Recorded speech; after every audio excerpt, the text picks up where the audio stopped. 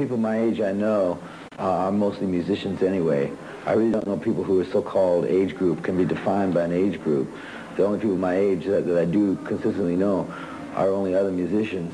Outside of that, I don't know anybody my own age on any type of social level. So, unless, of course, you're a writer or a musician or an artist, and in that area of life, age really isn't really important. So, you know, you just go out and you play and you see who comes. If younger people are coming, well, then they're seeing something new that they're not seeing in the own younger group. The same way that I would go see older people when I was starting out playing. When I was 18, 19, 20, 21, I mean, I knew who the people were that I played with, and the people who were on the same, you know, doing the same thing I was. But if I wanted to see somebody play and learn about something, I would always go find a much older type person, Muddy Waters or Sleepy John Estes or somebody, you know, John Lee Hooker, something like Bill Monroe, you know, somebody like that. So I never thought I'd, you know, be one of those people that younger people would ever come and see.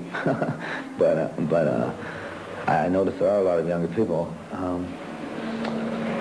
You know. In some ways, you're being rediscovered by the young people. How do you feel about that?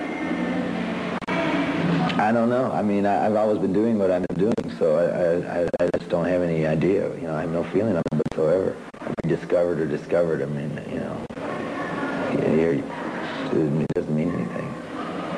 A lot of artists that have a career, you know, anywhere approaching the length and depth of yours, tend at this age or maybe earlier to want to drop the past behind and leave the old songs. Do you continue to play them? Well, I continue to play them because they actually hold up.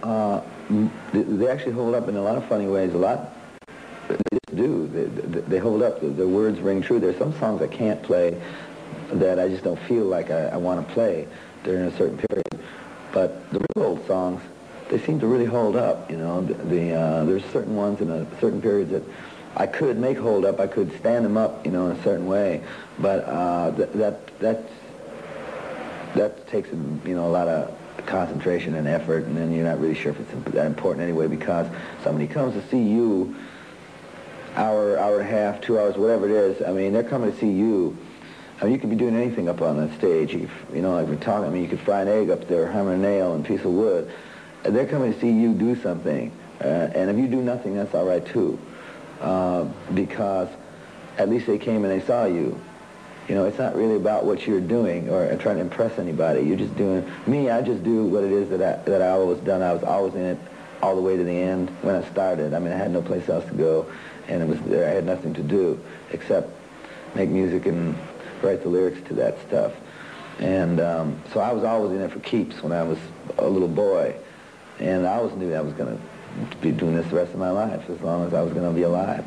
So for anybody else to be disappointed in this or that on me, I mean, that's ridiculous. I don't pay much attention to that because I'll be doing this for as long as I'm around, you know. And all the people I admired, they've all done it all the way to the end too. It's all I do, and so, you know, I just keep doing that thing. Can you give us an example of some of the songs of yours that you think are no longer relevant, that you're no longer interested in? I'm not saying they're no longer relevant. It's that there's certain, maybe something of a, I don't know what song I would do. I probably would do any song I've ever written, but to put it in a show is a different thing because it takes time. And there isn't a whole lot of time when you play for a few hours. Or personally, I don't think a performer needs to play for an hour. I don't care who it is. We're playing like 2-hour show, but the more records you put out, the more songs you write, the more you feel compelled that you have to put into your program, and then other ones you have to drop out.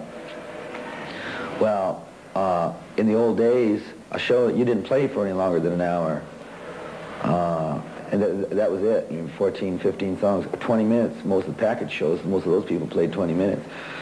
Some kind of way it got out to where a performer would just, the more songs you write, the more you do, the more you just have to stick to doing on stage.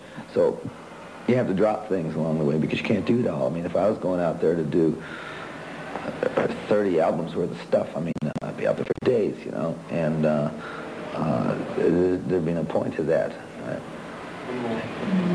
Carol, last question. Your Biograph collection is sold better than any other 5 records that are released in the United States. How do you feel about its success? I was surprised, actually, that I really don't know. You know, I really don't know. I haven't really really thought about it. It's great that it is, you know, selling records, but it's nothing that you can plan for. Those kind of things just happen, you know. So I don't know.